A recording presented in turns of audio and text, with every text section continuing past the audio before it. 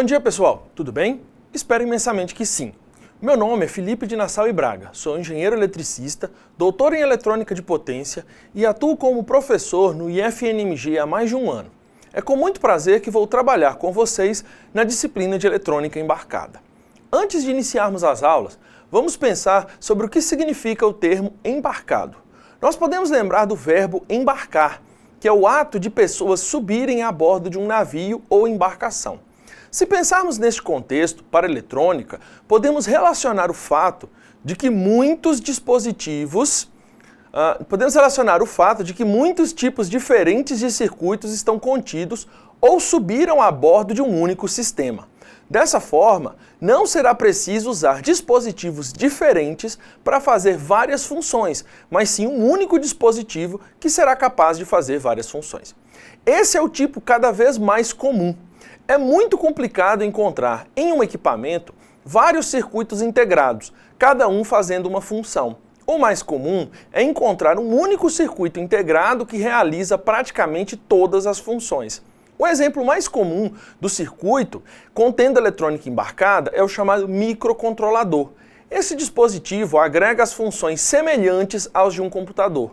Na aula de hoje, vamos fazer uma revisão sobre os sinais e sistemas analógicos e digitais, base dos sistemas embarcados. E também vamos falar sobre os principais componentes de um computador, que será muito importante quando formos estudar os microcontroladores. Então, vamos começar a nossa aula de hoje. Bom, pessoal, temos aqui o nosso primeiro slide. O que temos nesse slide e podemos analisar? A primeira coisa é ver a relação entre esses vários dispositivos. Por exemplo, temos aqui um smartphone, temos aqui um robô, temos aqui consoles de videogames, veículos, tá? Desde veículos motorizados, veículos também motorizados, ônibus espaciais, trens elétricos de alta velocidade, tablets, por fim, casas inteligentes e também muito comum, Smart TVs. Ou seja, o que todos esses dispositivos têm em comum, pessoal? Esses dispositivos têm em comum a característica de poderem, entre aspas, conversar entre eles, tá? Todos eles podem conversar entre eles e cada um desses dispositivos pode, por si só, pensar. Olha só, vamos colocar uma nuvenzinha aqui, ó. O que é essa nuvenzinha aqui? Quer dizer que esse dispositivo está pensando. Olha lá, ó, pensar, tá? Esse pensar, gente, nós vamos chamar isso de processamento. Processamento. O processar, ele é pensar, tá? E todo dispositivo que tem a capacidade de processar, ou seja, de pensar, ele tem que ter dentro de si algo mais do que apenas eletrônica, tá? E o que seria algo mais que essa eletrônica? Aquilo que nós podemos chamar de programação. E o que é programar um dispositivo, gente? Programar um dispositivo é fazer com que esse atue segundo determinado código, ou seja, uma regra que nós podemos passar para eles, tá ok? Então vamos ver como podemos pensar nesses dispositivos. O que é necessário para fazer esses dispositivos pensarem, hein? Vamos lá. Bom, olha lá. O que é um sistema embarcado, gente, para que a gente comece a pensar, tá? Um sistema embarcado, olha, tô grifando em vermelho, tá? É um sistema que reúne, vamos prestar bastante atenção na palavra reúne, todos os elementos necessários, não são todos os elementos disponíveis, não são todos os elementos do mundo, mas sim todos os elementos necessários para que o funcionamento do mesmo, ou seja, o funcionamento desse sistema, seja independente de outros dispositivos. Vamos pensar nessa frase? O que eu disse nessa frase, pessoal? Eu disse o seguinte: um sistema embarcado, ele é capaz de funcionar sozinho. Ou seja, é claro que não é exatamente sozinho, ele precisa ser alimentado com energia, ele precisa de outros circuitos auxiliares, mas ele sozinho vai funcionar. Por exemplo, um videogame, vamos pensar num videogame que é um dispositivo comum, ou até mesmo um tablet, ou um smartphone, por exemplo, vamos pensar num iPhone, num dispositivo Android. Esse telefone, ele funciona sozinho. Eu não preciso conectar ele a outro dispositivo para que ele funcione, como por exemplo, um computador, que precisa de uma tela separada para que ele funcione. Então, gente, já detalhando aquilo que eu disse, olha só, um sistema embarcado, ele é capaz de operar sozinho, ou seja, eu posso operar um dispositivo embarcado apenas por ele mesmo. Seres humanos são sistemas embarcados? Sim, são. Você pode operar sozinho sem a necessidade de outra pessoa. Mas, enquanto estávamos na barriga de nossas mães, nós não éramos um sistema embarcado. Nós precisávamos de um outro corpo que mantivesse as nossas funções funcionando. Tá ok? Então, olha só. Um sistema embarcado, ele possui dentro de si todas as instruções. Olha só, gente, a palavra instruções remete ao que a gente falou de programação, tá? Instruções para o quê? Para realizar as tarefas para as quais ele foi projetado a fazer. Então, um sistema embarcado, gente, ele é projetado para fazer tarefas específicas. Ele não é capaz de fazer todas as tarefas do mundo. Nós precisamos programar, ou seja, passar as instruções necessárias para que esse dispositivo opere da forma que a gente quer, tá? O que é um exemplo de um sistema embarcado, gente? Um circuito integrado, ou seja, um chip.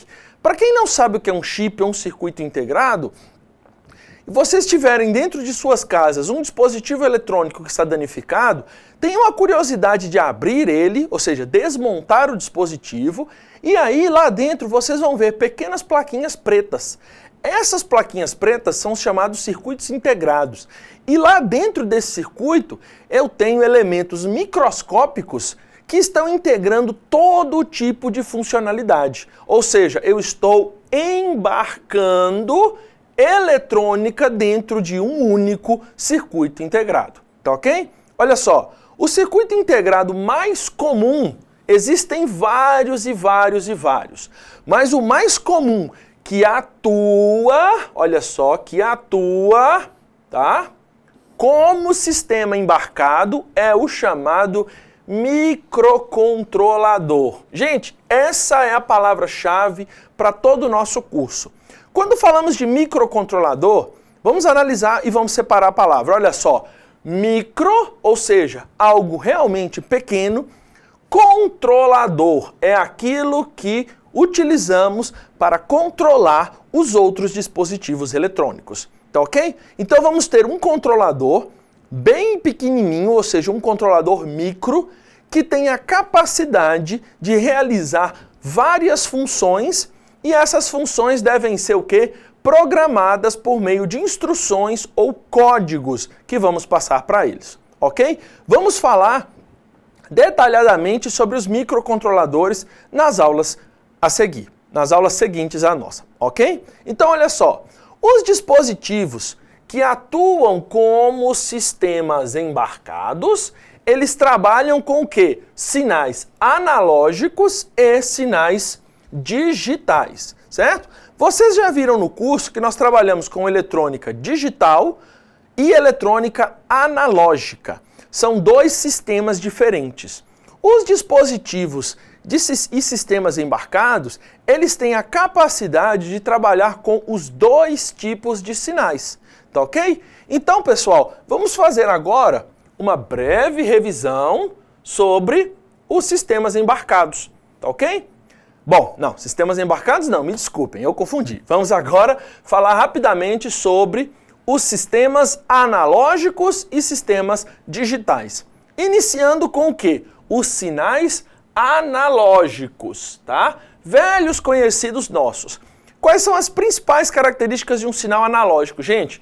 Um sinal analógico, ele é contínuo no tempo e nos valores, ou seja, ao longo do tempo, olha a barra do tempo aqui, e aqui a barra da amplitude, tá ok? A gente vai fazer o quê? A gente vai perceber que esse sinal, ele existe ao longo de todo o tempo. Olha só, ó, eu vou desenhar junto do meu sinal, ó, eu não paro de desenhar um segundo que seja. Olha só, aqui ó, não paro de desenhar, eu não tiro o papel, a caneta do papel. O que isso quer dizer? Esse sinal existe para qualquer instante de tempo e tem infinitos valores aí dentro, mesmo que seja o valor mais alto e mesmo que seja um valor mais baixo, tá? Mas ele existe para qualquer ponto, tá? Olha só, quantidades analógicas podem variar em um determinado intervalo de valores. Que intervalo de valores é essa? Gente, se eu estou considerando do valor mínimo ao valor máximo, eu tenho aí dentro infinitos valores, tá? Eu posso ter qualquer valor aí, desde que ele esteja contido entre um valor mínimo, que é esse aqui, a um valor máximo, que é esse aqui, tá certo? Então, olha só, podem assumir qualquer valor ao longo de uma faixa contínua, ou seja, existe sempre. O que são exemplos de sinais analógicos? Olha só, temos aqui um relógio, tá? Gente, esse relógio, ele representa o quê?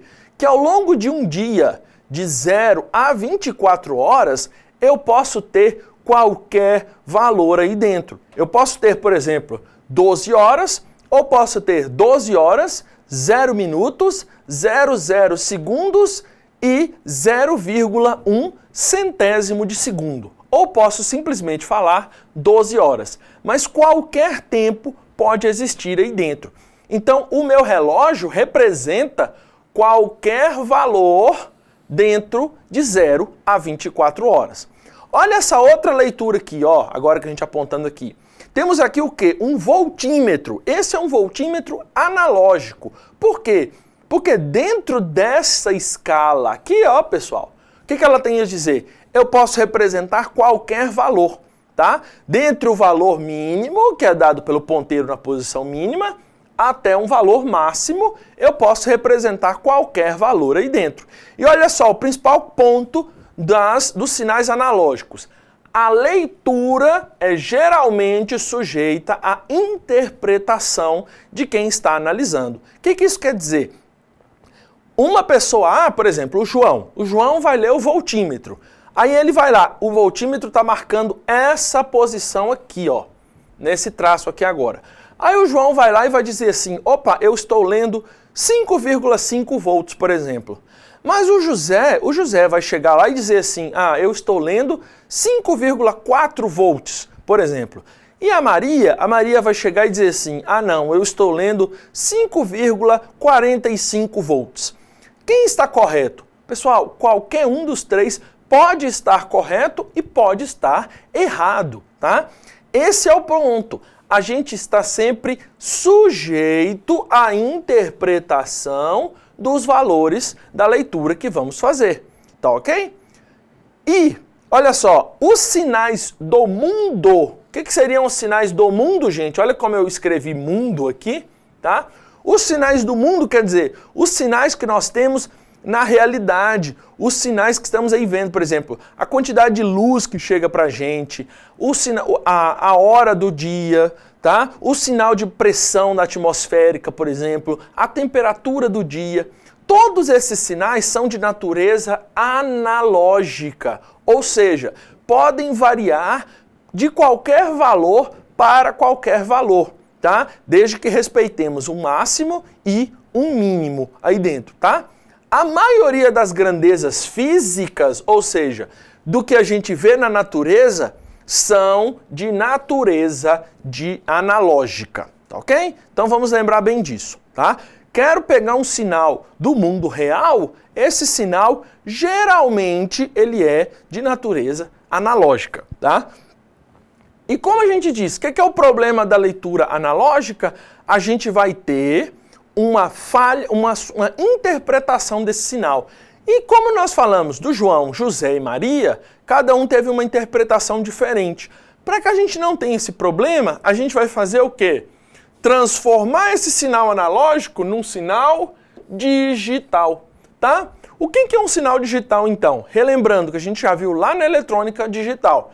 Um sinal digital é discreto no tempo e nos valores, ou seja, olha ao longo do tempo, quais os sinais, quais os valores que esse sinal digital teve ao longo do tempo. Apenas dois, olha só, 0, que é esse aqui, e 1, que está aqui em cima. Então eu tenho apenas dois valores, garantindo que quantidades digitais, tá? Quantidades digitais podem assumir apenas valores discretos, passo a passo. Então, pessoal, a partir desta característica, a gente faz o quê? Leituras ou instrumentos digitais. Por que vamos falar digitais? Olha só, temos dígitos. Olha só, 15, 56, 22, tá? Agora, João, José e Maria vão olhar para essa leitura e todos eles vão dizer a mesma coisa. 15, 56 e 22. Não vai ter margem de interpretação agora. Eles vão ter certeza desses valores. Assim como se eu olhar para aqui, ó, um voltímetro digital. O voltímetro digital agora vai me mostrar especificamente 10,9 volts. Então, não vai ter diferença de interpretação agora. Cada um vai me dar uma. Olha só, e agora? Por fim, vamos analisar, ó, esse gráfico aqui, ó. O que é esse gráfico aqui? Em verde, eu tenho um sinal analógico. Observe como os valores variam ao longo do tempo. Eu tenho vários, ou seja, infinitos valores aqui, considerando que eles estão do mínimo até o máximo, tá? E o vermelho é o sinal digital. Observe que o sinal digital tem valores específicos dentro de uma faixa de tempo. Então vejam a tremenda diferença entre um sinal analógico e um sinal digital. Existe um sinal melhor ou sinal pior, se é o analógico ou digital? Não, pessoal. Não podemos falar que existe um sinal melhor ou um sinal pior. Podemos falar qual sinal é mais adequado para um determinado tipo de aplicação. Tá ok? Então vamos seguir. Olha só. O que é a diferença para mim agora? Vamos falar, ó, sinais analógicos. O que sinais analógicos são? Sistemas, ó, sistemas que manipulam quantidade física do mundo real. Tais como o quê? Peso, massa, som, temperatura, luminosidade, tá? As grandezas elétricas, corrente, tensão, resistência, etc., têm um comportamento análogo a grandezas físicas que representam. Ou seja, pessoal, como eu falei com vocês, tá? No slide anterior, grandezas analógicas são sempre sujeitas à interpretação. Se eu quero manipular um sinal analógico, por exemplo, um sinal elétrico de corrente e tensão, eu quero manipular esse sinal. O que eu vou fazer? Utilizar um sistema de eletrônica analógica. Olha esse sistema aqui, ó. O que eu tenho aqui? Um diodo passando por um resistor que vai polarizar um transistor, passando como outro transistor. Esse sistema todo é um amplificador de potência. Tem aqui um LEDzinho para acender e, por fim, a minha fonte de alimentação aqui. O sinal vai entrar no meu sistema, olha só, nesta direção e, por fim, vai alimentar o que é isso aqui? Um alto-falante. Ou seja, vou conectar a minha música por esse lado e aqui eu vou ter a saída. Isso é um sinal analógico entrando e saindo como analógico. Do outro lado, pessoal, olha só, a gente tem o quê? Sistemas digitais, tá? O que é um sistema digital? Combinação de dispositivos projetados para manipular informação lógica ou quantidades físicas que são representadas no formato digital. Nossa, complicado isso, né? Vamos traduzir. O que eu quero dizer com isso?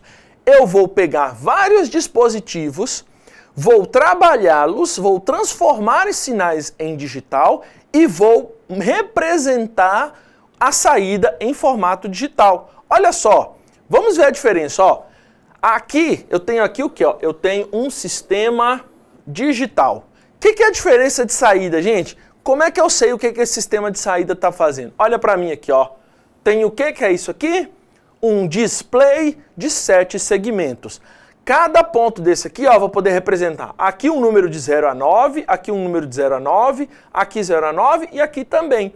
Então eu tenho 4 dígitos para mostrar resultados para mim. Ou seja, essa saída eu tenho 4 dígitos, ou seja, eu estou representando um sinal digital. Aqui eu tenho saída de quê? Um som. Um som, gente, olha só, aqui no amplificador tem uma saída sonora, tem música. Música é sempre um sinal analógico. Quando eu tenho dígitos, como eu estou mostrando aqui, ó, dígitos para mim vai ser sempre um sinal digital. Então vão existir formas diferentes de se trabalhar sinais analógicos e sinais digitais. Um sistema embarcado, ele sempre vai trabalhar com os 2 tipos, tá? Tanto sinais analógicos quanto sinais digitais, tá ok? Então vamos seguir, pessoal. Olha lá, quais são as vantagens e limitações das técnicas digitais, ok? Vantagens, tá? Das técnicas digitais. O que é a vantagem? Facilidade de projetar. É muito mais fácil trabalhar um sistema digital do que um sistema analógico, tá? O sistema analógico tem uma quantidade bem maior de cálculos, tá ok? Tenho facilidade de armazenar informações, tá certo? A gente pode armazenar informações digitais, mas com muita facilidade, mas informações analógicas não é tão fácil, tá? Extensa programabilidade, tá ok? Ou seja, posso programar um sistema digital com muito mais facilidade do que um sistema analógico. Dificilmente nós vamos programar um sistema analógico. Maior exatidão, ou seja, maior proximidade do resultado real e maior precisão. Posso dizer com precisão o valor que eu estou querendo. Por exemplo, vamos fazer essa diferença em termos de precisão. Eu posso falar que hoje está fazendo, por exemplo, 30 graus. Isso é uma aproximação, não é uma precisão. Um sistema digital que mede a temperatura poderia dizer para mim, hoje está fazendo 29,8 graus. Isso é precisão de medida, tá? Maior grau de integração, ou seja, um sistema digital, ele pode comunicar e trocar informações com outro sistema, tá certo? E por fim, são menos afetados por ruídos eletromagnéticos ou ruídos elétricos de forma geral, tá certo? Mas como tudo não são flores, tá? A gente tem as desvantagens. Quais são as principais desvantagens? Lembrar que o mundo é quase todo de natureza analógica, os sinais são analógicos, tá? Então, se eu quero fazer um circuito, quero fazer um trabalho com um sistema digital, eu preciso lidar com variáveis e preciso lidar com essas variáveis físicas de natureza analógica, eu preciso fazer o quê? Digitalizar, ou seja, converter a informação para formato digital, fazer a chamada conversão analógico para digital e também vice-versa depois, digital para analógico, ok? Então eu preciso desse processo. Para precisar processar essa informação digitalmente e depois converter novamente para o analógico. Olha o tamanho do trabalho que eu tenho, gente. Preciso pegar um sinal do mundo real que é analógico, converter para digital, processar esse sistema e depois converter de volta para o analógico e aí sim mostrar o resultado final. Tá ok? Então, olha só, converter do sinal analógico para o digital, em alguns casos, não é uma coisa boa. Sabe por quê? Aí eu vou contar o segredo para vocês. Essa coisa boa é por quê? Porque a gente perde informação. Todas as vezes que a gente transforma um sinal analógico para um sinal digital, a gente está perdendo alguma informação. tá? Então, para facilitar a vida da gente, a gente precisa abrir mão de um tanto de precisão no meu sinal, tá? Ou seja, eu vou ter uma perda de informação. Qual é o tamanho dessa perda? Pode ser muito pequena ou pode ser muito grande, dependendo do tipo de sistema que a gente está utilizando, tá? Vamos ver um exemplo de como é isso aqui, ó. Tá aqui embaixo, ó. Vamos analisar esta figura aqui, ó. Toda aqui agora, ó. Tá certo? O que que representa essa figura, gente? Eu quero fazer a leitura de temperatura, tá ok? Então a temperatura é um sinal analógico, tá? Esse sinal analógico, ele vai ser lido como? Através de um dispositivo de medição. Esse dispositivo de medição vai fazer alguma interação com o ambiente, vai medir a minha temperatura e vai passar para mim um sinal analógico de energia, tá? Esse sinal analógico vai passar pelo quê? Por um conversor analógico digital. Vou ter aqui então um sinal digital, que está aqui nessa setinha, ó.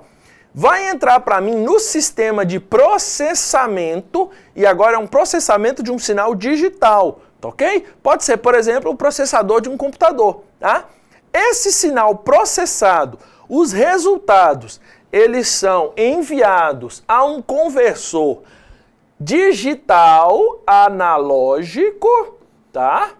Olha só, tenho aqui um sinal digital analógico, ok? Opa, confundi, vou apagar, olha só, tá? Esse processamento digital vai passar por um outro conversor. Pessoal, vamos esquecer isso aqui, ó, isso aqui tá errado, tá? Esse sinal digital, esse aqui não existe. Esse sinal digital, ele vai passar, ó, e vai pular direto para cá, tá?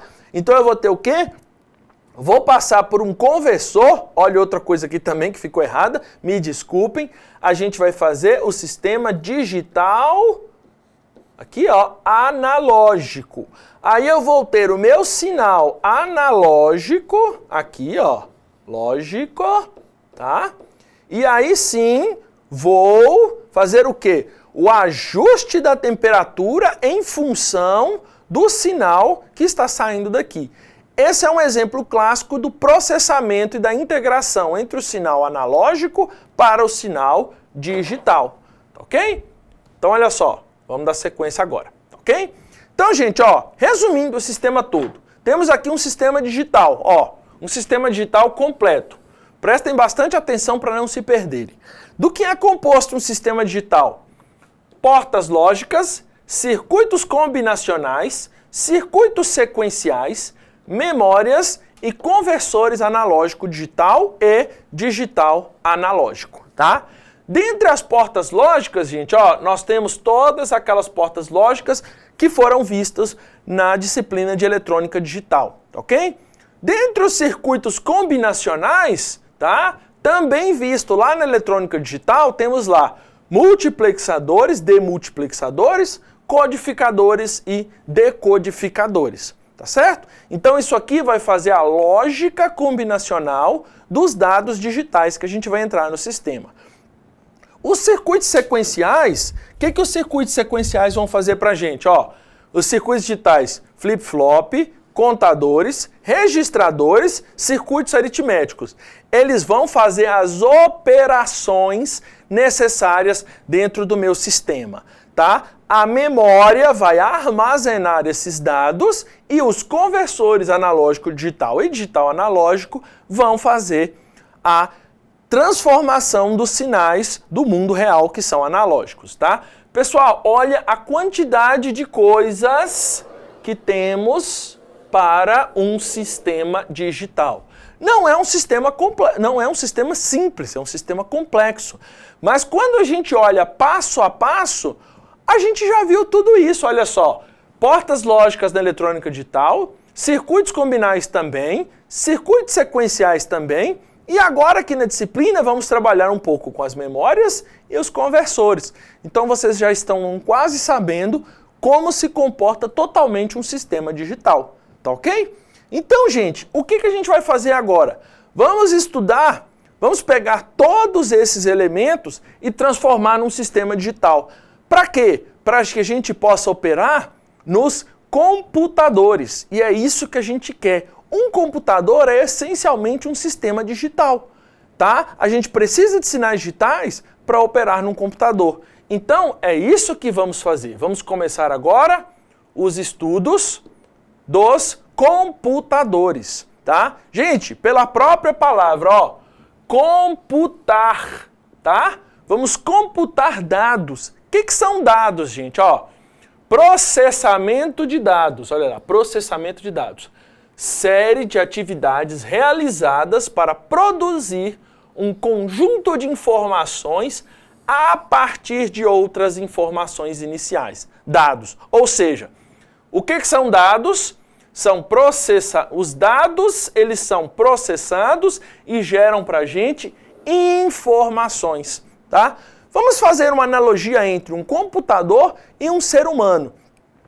O que é a entrada de dados do meu corpo? Os meus sentidos, ou seja, o que eu escuto, o que eu sinto sabor, o que eu toco, o que eu vejo, tá? Eu vou sentir. E esses sentidos são levados por meio de quê? Dos meus nervos ou do sistema nervoso.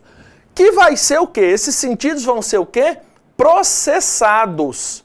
Então, o meu cérebro, tá? Que troca informações com as minhas entradas por meio do quê? Da minha CPU, ou seja, minha central de processamento na minha cabeça é o meu cérebro.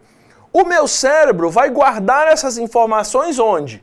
Em memórias, ou seja, as memórias que nós temos. Imagine o que seria de nós se nós não tivéssemos memórias, tá? E o que é a nossa saída, gente? Que também vai ser levada pelos nervos. A voz, os movimentos e também outros sentidos que a gente tem, tá? Então vamos supor, por exemplo, o que é o input pra gente? Ó, toquei em algo gelado, certo? Toquei. Naquele momento eu sei o que é gelado, tive a sensação, o nervo leva para o cérebro vai processar e vai dizer assim, opa, tá gelado. O nervo toma a decisão, envia o sinal para o nervo e o que você faz imediatamente? Retira a mão dali de dentro. Teve um tempo até aquilo ali ser processado. Essa informação é importante? É. Então ela vai ficar armazenada na memória.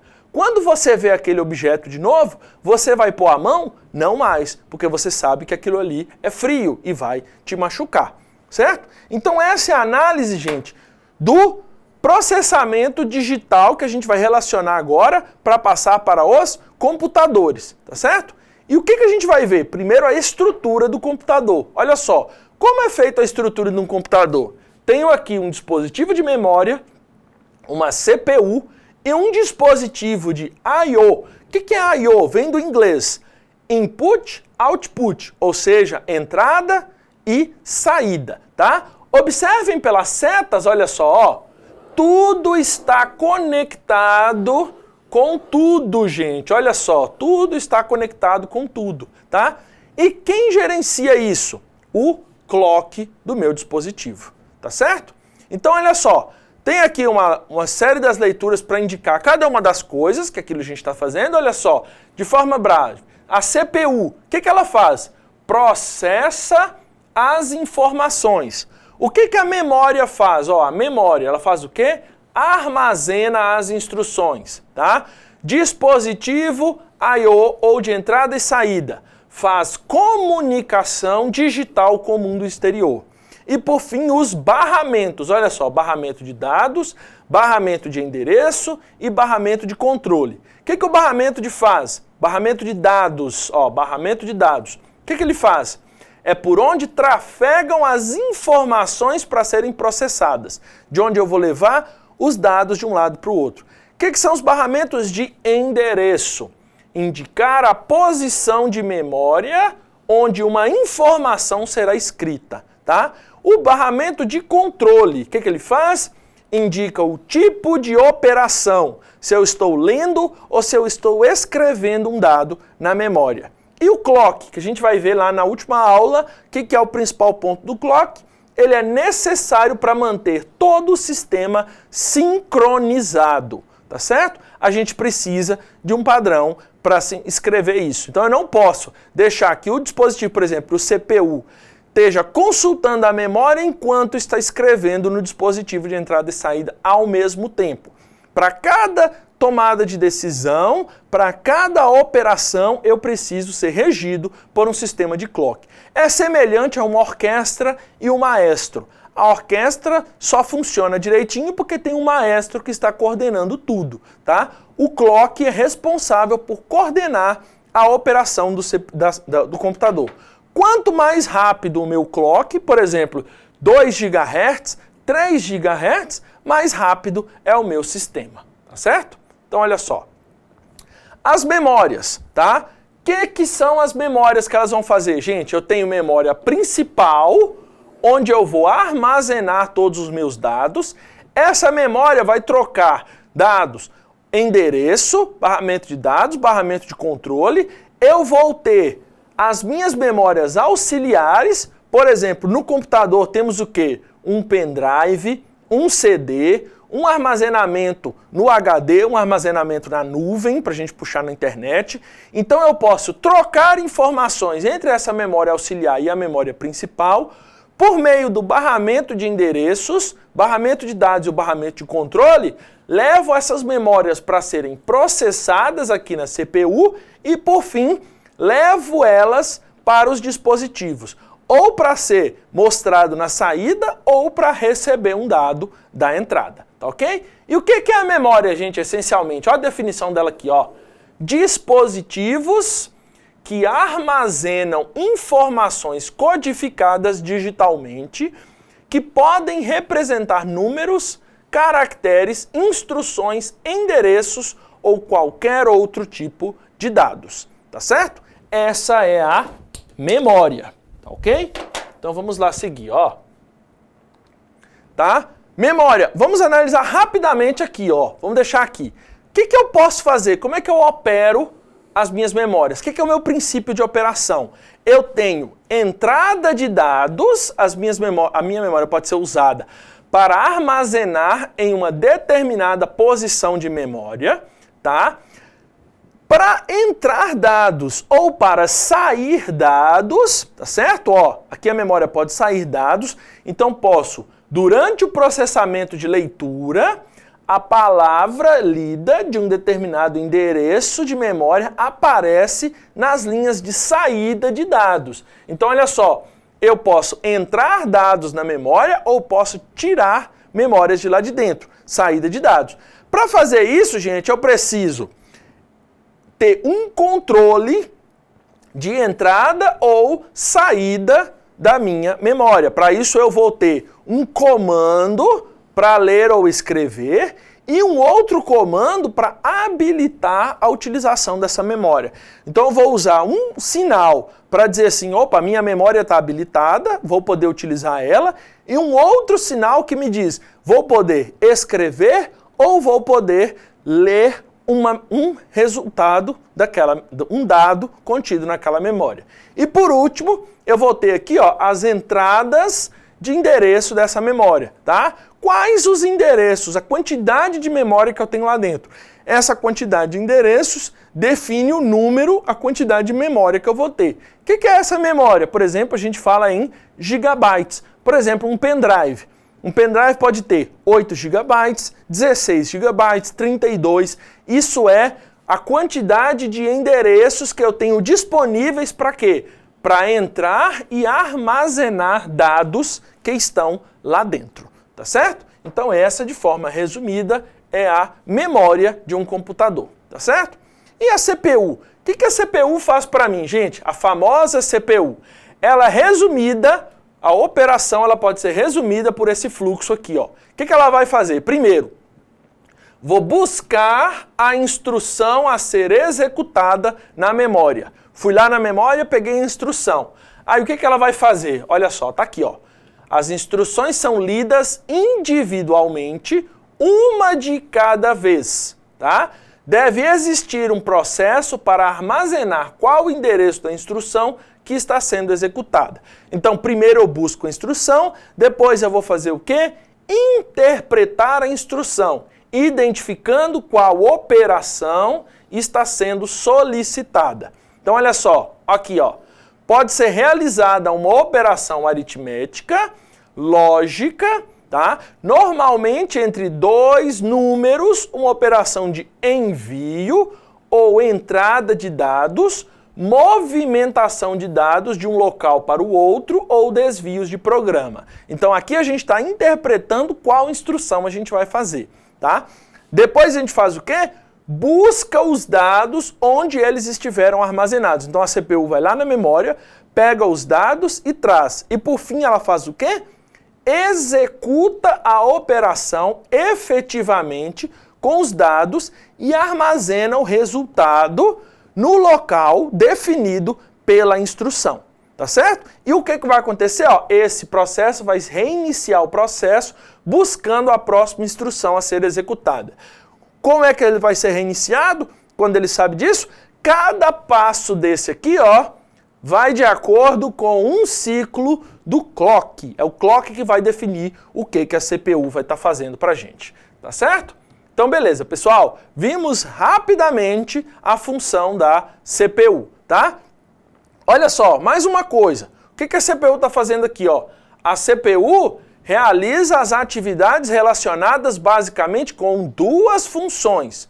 Funções de processamento, tá? Atividades relacionadas com a execução efetiva de uma operação, ou seja, processa essa operação, e função de controle, atividades de busca, interpretação e controle da execução das instruções, tá? Eu vou dizer o quê? Eu vou dizer para mim, ou eu vou processar uma informação, ou seja, vou fazer uma adição, uma subtração, uma multiplicação, divisão, uma operação lógica, tá? Ou uma combinação, ou uma sequência, uma operação aritmética, tá? Ou então vou fazer o quê? Uma função de controle. O que seria essa função de controle? Vou escrever um dado na memória, vou buscar um dado na memória, vou modificar o endereço daquele dado na memória, vou habilitar uma entrada, vou habilitar uma saída. Então essa função de controle toda é feita também pela CPU, pessoal, tá certo? Então, esse é o ponto principal da CPU, tá ok? Então aqui a gente vai seguir. Bom, então, pessoal, por hoje nos vemos isso. Vimos nessa aula de hoje quais são as principais características do sistema digital e do sistema analógico e como eles são realmente necessários para compor um sistema de eletrônica embarcada. Os sistemas embarcados, como a gente viu, eles compõem todas as funções num único dispositivo, tá certo? Eu não preciso de vários para fazer isso. E o nosso sistema embarcado, por ele lidar tanto com sistemas analógicos e digitais, os sistemas digitais eles vão processar a informação que vem do sistema analógico. E como é feito esse processamento, a gente faz semelhante a um sistema de computador, ou seja, estamos computando os dados. E por isso nós analisamos as principais características dos computadores. O que são elas? O dispositivo de memória, o dispositivo de processamento e os chamados barramentos. Ou seja, vamos entrar com os dados, vamos colocar na memória ou vamos retirar da memória e essas funções são controladas pela CPU, que é responsável por esse controle. E todas essas informações são trafegadas pelos barramentos. O barramento de endereços, o barramento de dados e o barramento de controle, tá certo? Então, finalizando essa aula, temos agora uma base para podermos falar dos principais dispositivos de eletrônica embarcada, que são os microprocessadores, que esse vamos ver na próxima aula. Então é isso, pessoal. Tchau para vocês e até a nossa próxima aula. Muito obrigado.